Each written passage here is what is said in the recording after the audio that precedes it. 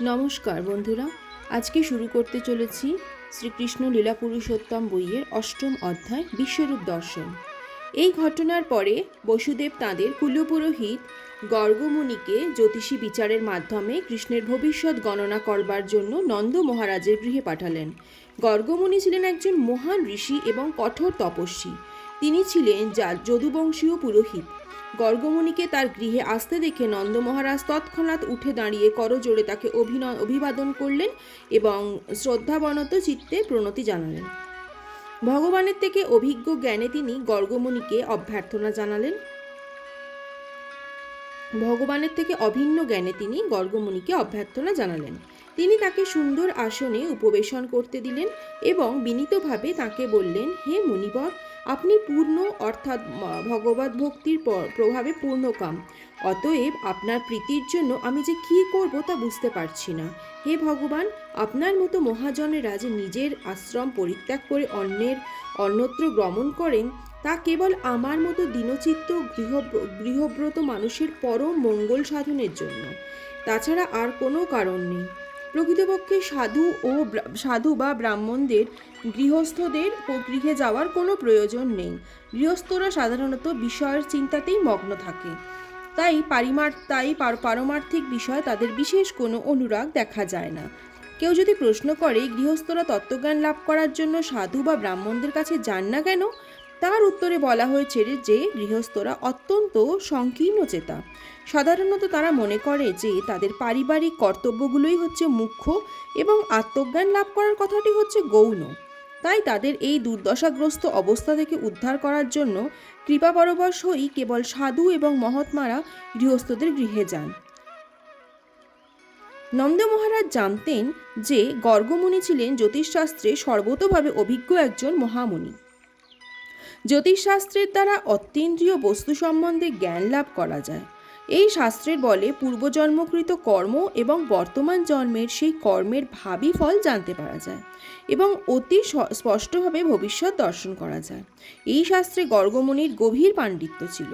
নন্দ মহারাজ গর্গমুনিকে বললেন, আপনি ব্রহ্মজ্ঞদের মধ্যে শ্রেষ্ঠ এবং জাতিতেও আপনি ব্রাহ্মণ, তাই আপনি মাত্রেরই গুরু। ব্রহ্মজ্ঞান বা পরম জ্ঞান না থাকলে কাউকে ব্রাহ্মণ বলে গণ্য করা যায় না।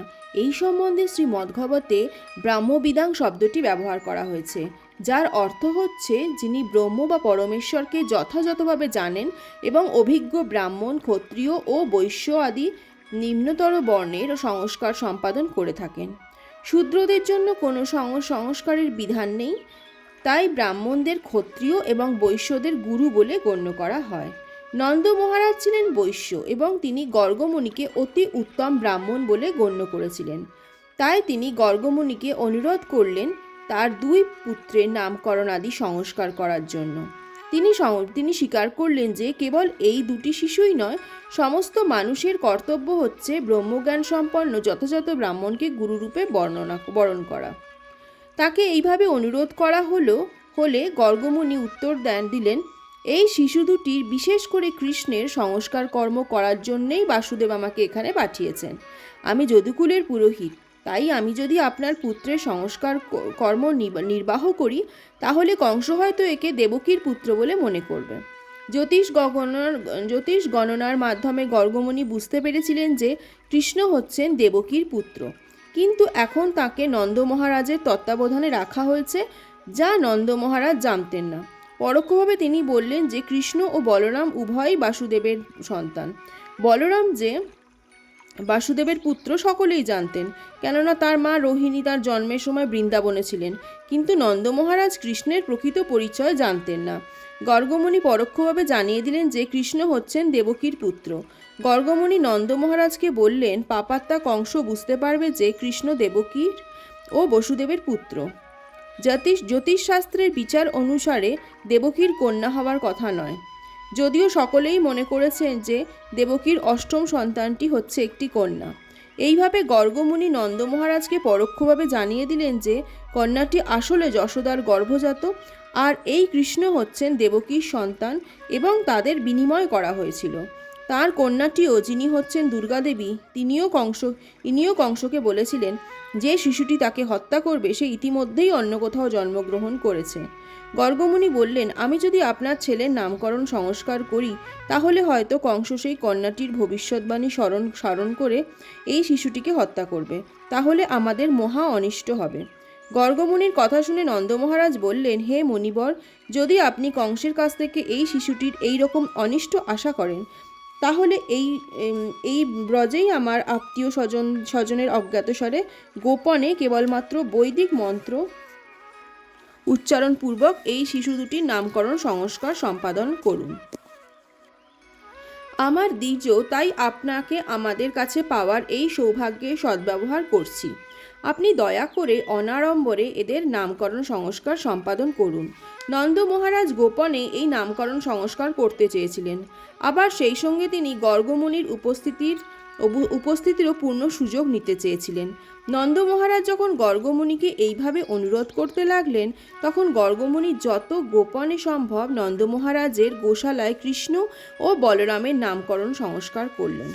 তিনি নন্দ মহারাজকে বললেন যে রোহিণীর পুত্র বলরাম স্বীয় গুণে সুহৃদবর্গকে রমণ রোহিণীর পুত্র বলরাম স্বীয় গুণে সুহৃদবর্গকে রমণ অর্থাৎ আনন্দ দান করবেন বলে তিনি রাম নামে খ্যাত হবেন।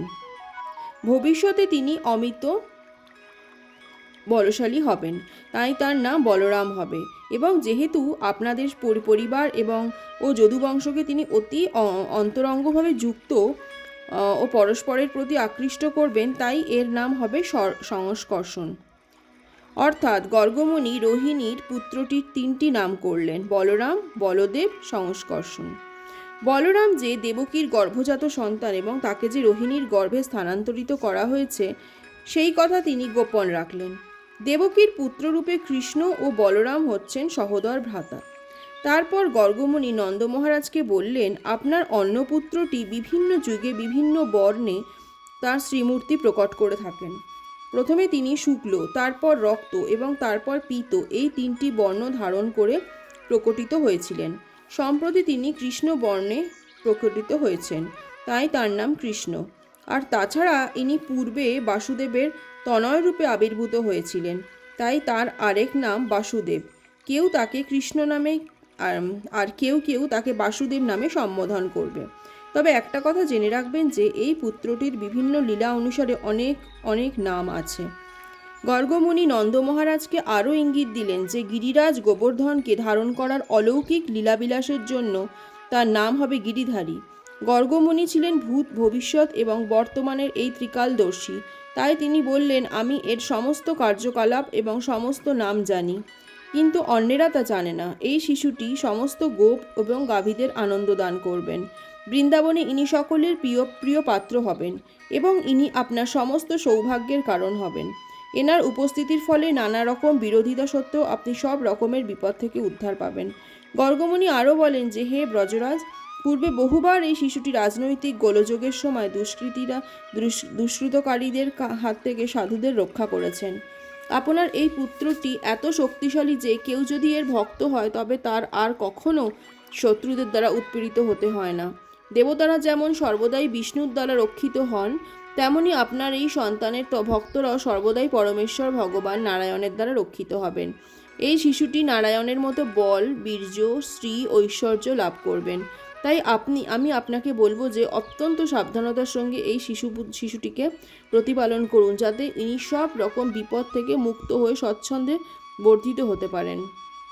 গর্গমুনি নন্দ মহারাজকে আরও বললেন যে যেহেতু তিনি নারায়ণের মহান ভক্ত, তাই নারায়ণ কৃপা করে তাকে তারই মতো গুণসম্পন্ন একটি পুত্র দান করেছেন। তিনি তাকে বললেন, অসুরেরা আপনার এই পুত্রটিকে নানাভাবে উত্ত্যক্ত করবে, তাই সাবধানতার সঙ্গে একে রক্ষা করুন। এইভাবে গর্গমুনি নন্দ মহারাজকে বুঝিয়ে দিলেন যে নারায়ণ স্বয়ং তার পুত্ররূপে আবির্ভূত হয়েছেন। নানাভাবে তিনি তার পুত্রদের দিব্য গুণাবলী বর্ণনা করলেন এবং তাকে এই পরম সুসংবাদ প্রদান করে তিনি তার আশ্রমে ফিরে গেলেন। গর্গমুনির মুখ থেকে তার সৌভাগ্যের কথা শ্রবণ করে নন্দ মহারাজের মনে হলো যে তার মতো সৌভাগ্যশালী পৃথিবীতে আর কেউ নেই। এই ঘটনার কিছুদিন পরেই কৃষ্ণ এবং বলরাম উভয়ই হামাগুড়ি দিতে শুরু করলো। এইভাবে তারা যখন হামাগুড়ি দিত তখন তাদের মায়ের হৃদয় আনন্দে ভরে উঠত। তাদের পায়ে নূপুর আর কোমরের ঘণ্টার অতি মধুর শব্দ হতো এবং তারা সকলের হর্ষ উৎপাদন করে ঘুরে বেড়াতো। মাঝে মাঝে সাধারণ শিশুর মতো তারা তীব্র ভীতস্ত্রস্ত হয়ে পড়তো এবং ত্বরিত গতিতে তাদের মায়েদের আশ্রয়ে ফিরে যেত। কখনো কখনো তারা বৃন্দাবনের কাদামাটিতে গড়াগড়ি দিয়ে সারা গায়ে মাটি আর কাদা মেখে আসতো। তাদের মায়েরা তাদের সারা শরীরে চন্দন এবং কেশর লাগাতেন, কিন্তু মাটিতে গড়াগড়ি দেওয়ার ফলে সেই চন্দন আর কেশরের পরিবর্তে তাদের সারা শরীরে মাটি লেগে থাকতো। তারা যখন গৃহে ফিরে আসতো যশোদা ও রোহিণী স্নেহ ভরে তাদের কোলে তুলে নিতেন এবং শাড়ির আঁচলে তাদের ঢেকে স্তন্যপান করাতেন। শিশু দুটি যখন স্তন্যপান করত তখন তাদের মায়েরা দেখতেন যে তাদের মুখে ছোট্ট ছোট্ট দাঁত দেখা দিচ্ছে। এইভাবে তাদের শিশুদের বর্ধিত দাঁত দেখে তারা আনন্দে আত্মহারা হয়ে পড়তেন। কখনো কখনো দুষ্টু শিশু দুটি হামাগুড়ি দিতে দিতে গোশালায় গিয়ে উপস্থিত হতো এবং বাছুরের লেজ ধরে দাঁড়াতো। এইভাবে আচমকা ভয় পেয়ে সেই বাছুরেরা তাদের দুজনকে আকর্ষণ করে ইতস্তত ছোটাছুটি করত। সেই মজা দেখবার জন্য যশোদা এবং রোহিণী ব্রজস্ত্রীদের ডেকে আনতেন। ব্রজস্ত্রীরা গৃহকর্ম পরিত্যাগ করা ওই সমস্ত লীলা দর্শন করে পরমানন্দে মগ্ন হতেন এবং উচ্চস্বরে হাসতেন। কৃষ্ণ এবং বলরাম উভয়ই এত চঞ্চল ছিল যে তাদের মা যশোদা ও রোহিণী গৃহকাজে ব্যস্ত থাকা সত্ত্বেও গরু, ষাঁড়, বানর, জল, আগুন, পাখি থেকে তাদের রক্ষা করার চেষ্টা করতেন। সর্বক্ষণ এই দুরন্ত শিশু দুটিকে রক্ষা করা এবং সঙ্গে গৃহের সমস্ত কাজ সম্পাদন করা অত্যন্ত কঠিন হয়ে উঠত এবং তারা অত্যন্ত উদ্বিগ্ন হয়ে পড়তেন। অচিরেই কৃষ্ণ এবং বলরাম দাঁড়াতে শুরু করলো এবং ধীরে ধীরে হাঁটতে শুরু করলো। কৃষ্ণ এবং বলরাম যখন হাঁটতে শুরু করলো তখন তাদের সমবয়সী সমস্ত বন্ধুরাও তাদের সঙ্গে যোগ দিল এবং তারা সমস্ত ব্রজরমণীদের, বিশেষ করে মা যশোদা এবং রোহিণীকে মহা আনন্দে মগ্ন করলো। যশোদা ও রোহিণী সহ সমস্ত ব্রজাঙ্গনারা বৃন্দাবনে কৃষ্ণ এবং বলরামের দুরন্ত বাল্যলীলা উপভোগ করলেন এবং আরও গভীরভাবে এই লীলা মাধুর্য আস্বাদন করার জন্য তারা সকলে মিলে মা যশোদার কাছে গিয়ে সেই চঞ্চল শিশু দুটির সম্বন্ধে অভিযোগ করতে লাগলেন। কৃষ্ণ যখন মা যশোদার সামনে বসেছিল, বয়স্ক গোপিকারা এসে কৃষ্ণকে শুনিয়ে মা যশোদার কাছে অভিযোগ করতে লাগলেন, যশোদা, তুমি কেন এই দুরন্ত ছেলে কৃষ্ণকে একটু সামলে রাখো না? সে বলরামের সঙ্গে প্রতিদিন সকাল এবং সন্ধ্যায় আমাদের বাড়িতে এসে গরুর দুধ দোহন করার আগেই বাছুরদের ছেড়ে দেয় এবং বাছুরেরা সমস্ত গরুর দুধ খেয়ে ফেলে। তাই আমরা যখন দুধ দোয়াইতে যাই তখন দেখি যে এক ফোঁটাও দুধও নেই, আর তাই খালি পাত্র নিয়ে আমাদের ঘরে ফিরে আসতে হয়।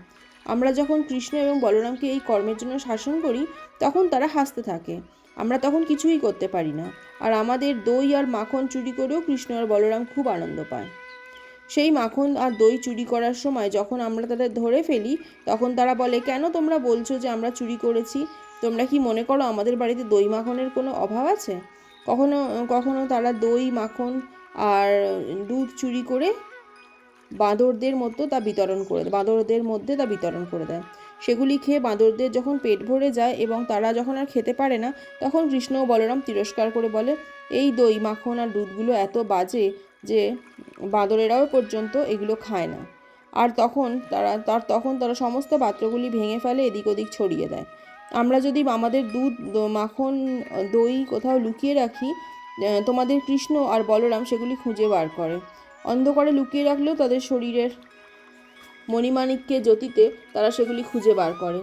যদি কোনো কারণে তারা লুকিয়ে রাখা দই মাখন খুঁজে না পায় তখন তারা চিমটি কেটে আমাদের ঘুমন্ত শিশুদের ঘুম ভাঙিয়ে দেয়। তারা যখন কাঁদতে থাকে তখন তারা সেখান থেকে পালিয়ে যায়।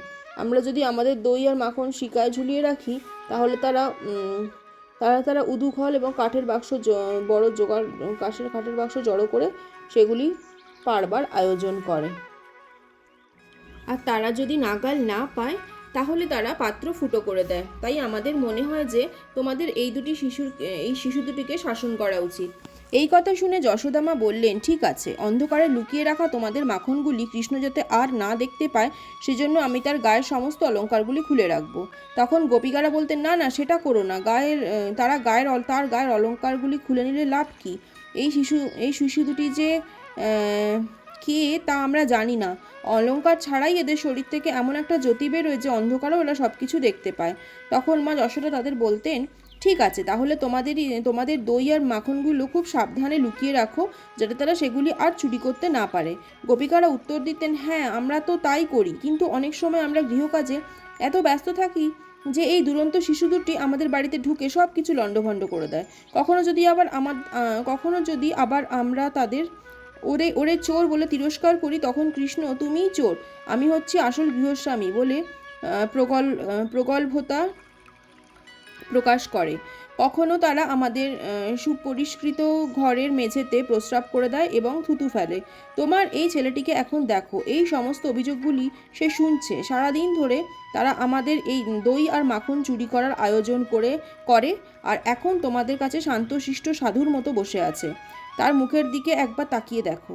মা যশোদা তার পুত্রের বিরুদ্ধে এই অভিযোগ শুনে যখন তাকে তিরস্কার করতে গেলেন, তখন তিনি শ্রীকৃষ্ণের ভয়ভীত মুখের দিকে তাকিয়ে হেসে ফেললেন আর তাকে তিরস্কার করতে পারলেন না। আরেকদিন কৃষ্ণ আর বলরাম যখন তাদের বন্ধুদের সঙ্গে খেলা করছিল, তখন বলরামের সঙ্গে সমস্ত ছেলেরা এসে মা যশোদাকে বললেন যে কৃষ্ণ মাটি খেয়েছে। সেই কথা শুনে মা যশোদা কৃষ্ণের হাত ধরে বললেন, কৃষ্ণ, তুমি কেন মাটি খেয়েছো? দেখো, তোমার সমস্ত বন্ধুরা, এমনকি তোমার বড় ভাই বলরামও এই জন্য তোমার বিরুদ্ধে অভিযোগ করছে। মায়ের ভয় ভীত হয়ে কৃষ্ণ বললেন, মা, আমি কখনো মাটি খাইনি। দাদা এবং এরা সকলে আমার বিরুদ্ধে মিথ্যা কথা বলছে। আজ খেলা করার সময় দাদা আমার ওপর রাগ করে, তাই অন্য সমস্ত ছেলেদের সঙ্গে মিলিত হয়ে সে আমার বিরুদ্ধে এইভাবে মিথ্যা অভিযোগ করছে, যাতে তুমি আমাকে তিরস্কার করো। তখন মা উত্তর দিলেন, ঠিক আছে, তুমি যদি মাটি না খেয়েই থাকো তাহলে তোমার মুখ খোলো, আমি দেখব। মা যশোদা যখন পরমেশ্বর ভগবান শ্রীকৃষ্ণকে এভাবে আদেশ করলেন, তিনি তৎক্ষণাৎ একটি সাধারণ বালকের মতো তার মুখ হাঁ করলেন। মা যশোদা তখন তার মুখের ভিতর সমস্ত সৃষ্টি দেখতে পেলেন। তিনি তার মধ্যে স্থাবর, জঙ্গম, অন্তরিক্ষ, দিক, পর্বত, দ্বীপ, সমুদ্র, ভূতল, বায়ু, অগ্নি, চন্দ্র, তারকারাজি দেখতে পেলেন। চন্দ্র এবং তারকার সঙ্গে তিনি জল, আকাশ আদি পঞ্চভূত, অহংকারজাত ভূতসমূহ, শব্দ, স্পর্শ আদি তন্মাত্র এবং প্রকৃতির তিনটি গুণ, সত্য, রজ এবং তম দেখতে পেলেন। তিনি তার মুখের মধ্যে সমস্ত জীবদের দেখলেন। মহাকাল, স্বভাব, সংস্কার, কর্ম, চেতনা এবং চরাচর শরীর ভেদযুক্ত এই বিচিত্র বিশ্ব দেখতে পেলেন। তিনি তার মুখের মধ্যে তার কোলে বসে স্তনপানরত কৃষ্ণকেও দেখতে পেলেন। তা দেখে তিনি অত্যন্ত ভীতা হয়ে ভাবতে লাগলেন, তিনি কি স্বপ্ন দেখছেন না আশ্চর্য কিছু দেখছেন। তারপর তিনি ভাবলেন যে তিনি হয় স্বপ্ন দেখছিলেন অথবা পরমেশ্বর ভগবানের মায়ার খেলা দেখছিলেন। আবার তিনি ভাবলেন যে হয়তো তার বুদ্ধির বিকার হয়েছে, তাই এই সমস্ত রকম অদ্ভুত জিনিস দেখছেন। তিনি ভাবলেন, এটা হয়তো আমার এই শিশুর কোনো স্বাভাবিক অচিন্ত ঐশ্বর্য, আর তাই তার মুখের মধ্যে এই অদ্ভুত ব্যাপার দর্শন করে আমি হতবুদ্ধি হয়ে পড়েছি। যে পরমেশ্বর ভগবানের শক্তির প্রভাবে সব কিছুই সাধিত হয়, তাকে আমি প্রণাম জানাই।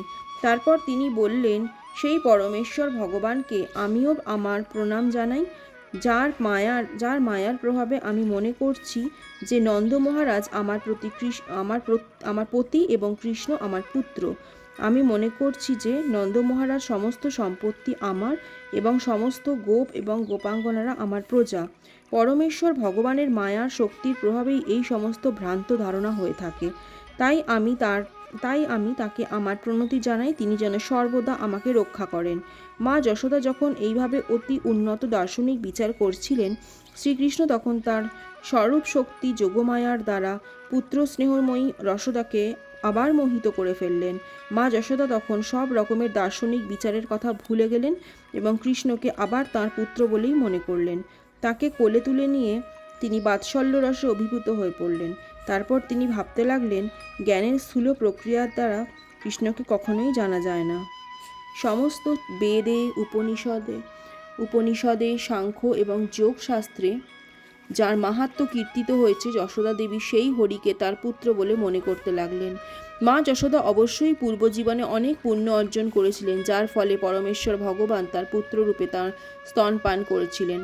তেমনি নন্দ মহারাজও অবশ্যই বহু যজ্ঞ এবং তপস্যা করেছিলেন, সেজন্যই পরমেশ্বর ভগবান পুত্ররূপে তাকে পিতা বলে সম্বোধন করেছিলেন।